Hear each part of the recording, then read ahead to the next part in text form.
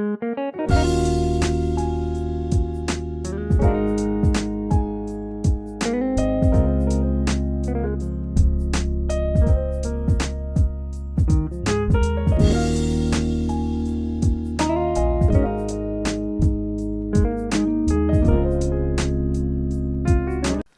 Dear students, welcome in our online classes. आज हम class 8 का चैप्टर नंबर 5 जो कि है ऐप डेवलपमेंट पढ़ेंगे।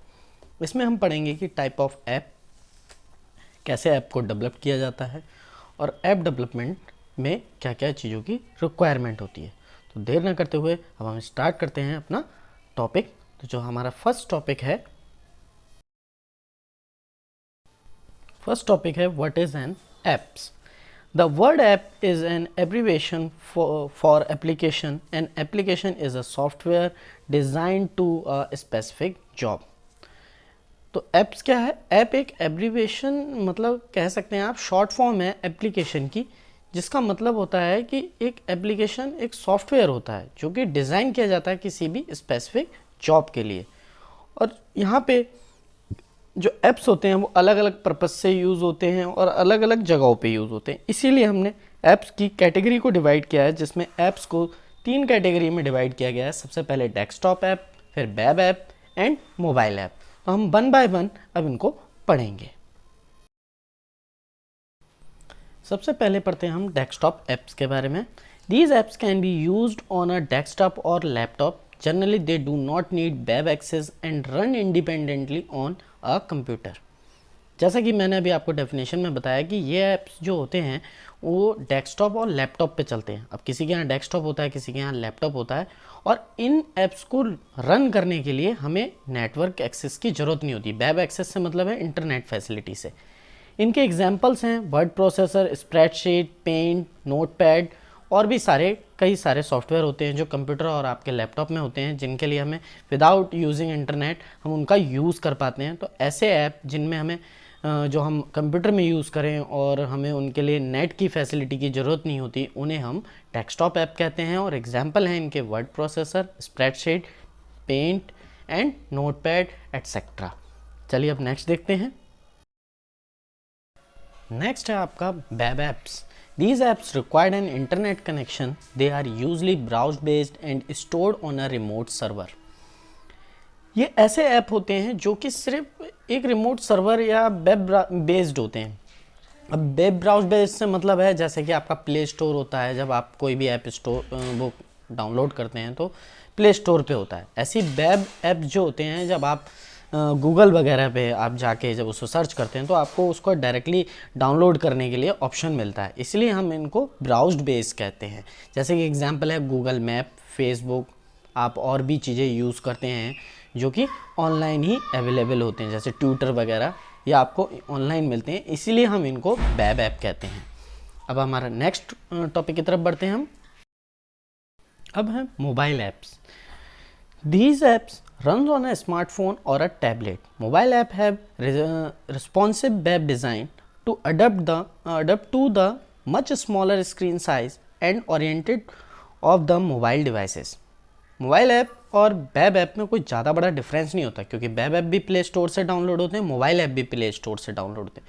बस फ़र्क इतना होता है कि मोबाइल ऐप्स जो होते हैं वो हर मोबाइल डिवाइस के अकॉर्डिंग वो अपनी स्क्रीन को उसी में ढाल लेते हैं। जैसे आपके पास अगर स्मार्टफोन में भी कम डिस्प्ले का फ़ोन है तो वो उतने ही डिस्प्ले में ओपन हो जाएगा। ऐसा नहीं है कि आपके पास जो अगर आप बड़ी डिस्प्ले पे यूज़ कर रहे हैं तो वो छोटा ही रहेगा, तो वो उसके अकॉर्डिंग आएगा कि क्योंकि ये मोबाइल के हिसाब से ही बनाए जाते हैं कि मोबाइल के साइज़ या मोबाइल की स्क्रीन साइज, मेमोरी को या मोबाइल में रन करने की मेमोरी को, दोनों में ध्यान रखते हुए इनको बनाया जाता है।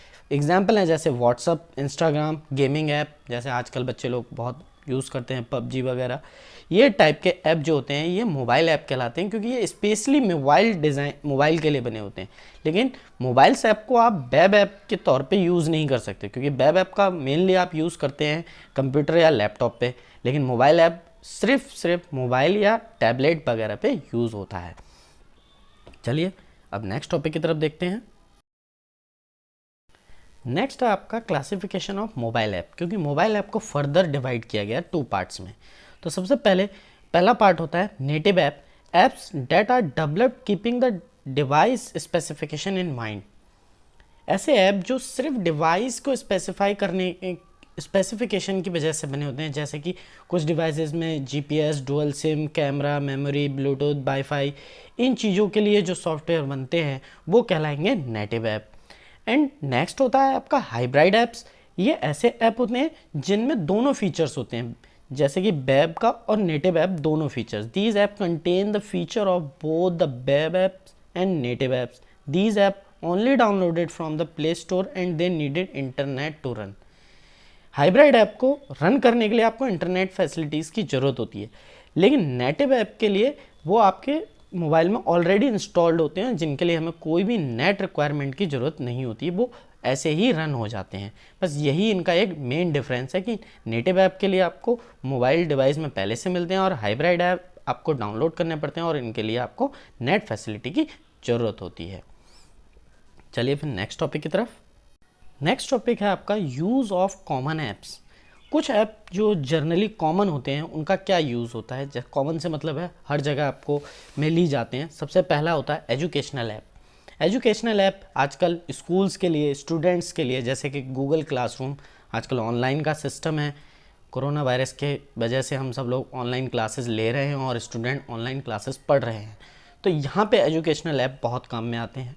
नेक्स्ट है आपका social networking. Social networking like WhatsApp, Facebook और ट्विटर वगैरह, ये सोशल नेटवर्किंग ऐप की क्लास में आते हैं, जिनसे आप कहीं भी बैठे इंसान से आपस में बातचीत कर सकते हैं।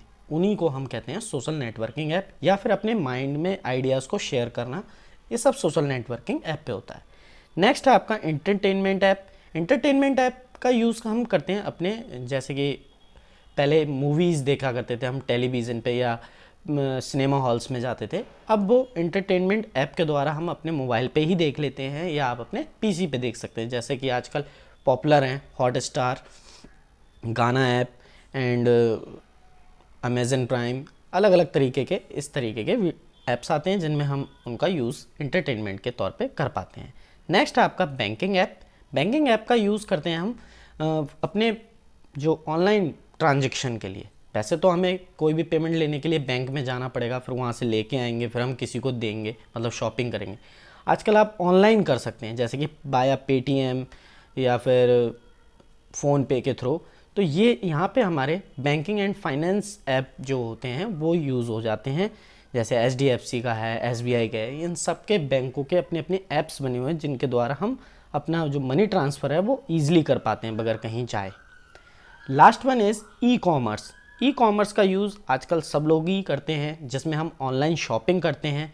हम कोई भी चीज़ पसंद करते हैं और फिर उसको वहाँ से उसकी रेटिंग देख के वहाँ से ऑर्डर कर लेते हैं, हमारे घर तक डिलीवरी आ जाती है। हमें बाहर मार्केट में जाने के लिए ज़रूरत नहीं पड़ती। जैसे कि आजकल का माहौल है कि हम लॉकडाउन के चलते बाहर नहीं जाते हैं, और या फिर हम ऐसे टाइम पे रिक्वायरमेंट पड़ गई कि हम मार्केट नहीं जा पा रहे हैं, तो हम उसको अपने घर पे मंगा सकते हैं। यहाँ पे आपके कुछ फेमस ई कॉमर्स वेबसाइट्स हैं या ऐप्स हैं, जैसे कि फ्लिपकार्ट, अमेज़न, स्नैपडील, शॉपक्लूज़, इस टाइप की ऐप्स हम डाउनलोड भी कर लेते हैं और डायरेक्टली हम ब्राउज़र पे भी इसको ओपन कर सकते हैं, क्योंकि ये दोनों ही टाइप के ऐप्स में मिलती है, वेब ब्राउज़र वाले में भी और मोबाइल ऐप में भी, जिनका हम यूज़ कर सकते हैं। यही 5 टाइप के ऐप होते हैं जनरली, जो कॉमन ऐप हैं, जो हम अपनी लाइफ में मोस्टली यूज़ कर लेते हैं। चलिए नेक्स्ट टॉपिक की तरफ देखते हैं। नेक्स्ट टॉपिक है आपका download and installing an app from Google Play Store, जिसके लिए मैंने स्टेप आपके स्क्रीन पे दिए हुए हैं, जैसा कि स्क्रीन पे लिखा हुआ है। सबसे पहले आपको ओपन करना है अपना प्ले स्टोर, टाइप करना है नेम, जिस टाइप का ऐप आप चाह रहे हैं। जब आप नेम टाइप करते हैं तो उससे रिलेटेड और भी ऐप्स वहाँ पे ओपन हो जाते हैं, जो आपकी रिक्वायरमेंट को पूरा करे उस ऐप पे क्लिक करना है। देन वहाँ पे इंस्टॉल बटन शो होगा, उस पर क्लिक करना है। प्रोसेस होती है अपने आप ही, आपको कोई बटन क्लिक नहीं करना होता, सिर्फ इंस्टॉल का ऑप्शन आपको यूज़ करना है, जिससे वो आपके डिवाइस में स्पेसिफाई अपने आप अपनी स्पेसिफिकेशन कर लेगा। उसके बाद जब आप ऐप यूज़ करेंगे फर्स्ट टाइम में, तो वो आपसे कुछ परमिशंस मांगता है, उन परमिशंस को अलाउ करेंगे या डिने करेंगे। उसके बाद आपका जो ऐप होता है वो यूज़ करने के लिए रेडी हो जाता है, जिससे कि आप उस ऐप को प्रॉपरली यूज़ कर पाते हैं। तो तो ये इन्हीं स्टेप्स का यूज़ करके आप कंप्यूटर पे भी डाउनलोड कर पाते हैं और अपने मोबाइल पे भी डाउनलोड कर सकते हैं ऐप को, और इंस्टॉल करके आप उसको रनिंग कर सकते हैं। नेक्स्ट एंड लास्ट टॉपिक आपका डेवलपिंग योर ओन ऐप। आप अपना ऐप भी बना सकते हैं, लेकिन उसके लिए कुछ रिक्वायरमेंट होती हैं, कुछ चीज़ों की नॉलेज होनी चाहिए, तभी आप उन अपने ऐप को बना सकते हैं। तो यहाँ पे कुछ मैंने चीज़ें बताई हैं, स्क्रीन पर आपके दिख रही होंगी। जैसे कि स्टार्टिंग से देखते हैं, to make an Android app some software are required such as Android software development kit, जिसे हम एंड्रॉयड SDK भी कहते हैं, जो आपको ईजिली अवेलेबल हो जाती है online. Knowledge of Java, XML, HTML, CSS, ये सब प्रोग्रामिंग लैंग्वेज हैं जिनके द्वारा आप कोडिंग सीख सकते हैं और कोडिंग से आप अपनी ऐप को बना सकते हैं। सम IDEs, जिसकी फुल फॉर्म होती है integrated development environment, are available which gradually simplify the process of Android app development, example Android Studio और इक्लिप्स। ये जो लास्ट में एग्जाम्पल बताएं, ये कुछ IDE होती हैं जो एक इन्वायरमेंट आपको देती हैं जिनसे आप ईजिली अपना ऐप बना सकते हैं बगैर प्रोग्रामिंग लैंग्वेज के भी। लेकिन अगर आपको प्रोग्रामिंग लैंग्वेज जैसे कि जावा, XML या HTML की नॉलेज है, तो आप अपने ऐप को अपने अकॉर्डिंग कुछ और भी ज़्यादा फीचर्स के साथ यूज़ कर सकते हैं और बना सकते हैं, जिससे कि आपका ऐप बहुत ईजिली मतलब वर्क कर सके, दूसरों को भी समझ में आए। क्योंकि ऐप को बनाने के लिए इन चीज़ों का बहुत ध्यान में रखना पड़ता है कि किस तरीके से हम जो ऐप बना रहे हैं वो सामने वाले को समझ में आएगा भी, या उसका यूज़ करेगा तो वो उसको ईजिली यूज़ कर पाए। तो ये थे अब तक के आपके फुल चैप्टर के सारे टॉपिक। इसमें से अगर कोई भी टॉपिक आपको कुछ समझ में नहीं आया है तो मुझे आप व्हाट्सअप कर सकते हैं या फ़ोनिकली कांटेक्ट कर सकते हैं। अगर किसी भी बच्चे को कोई भी दिक्कत है तो वो मुझसे कांटेक्ट कर सकता है। Thank you so much. Have a nice day.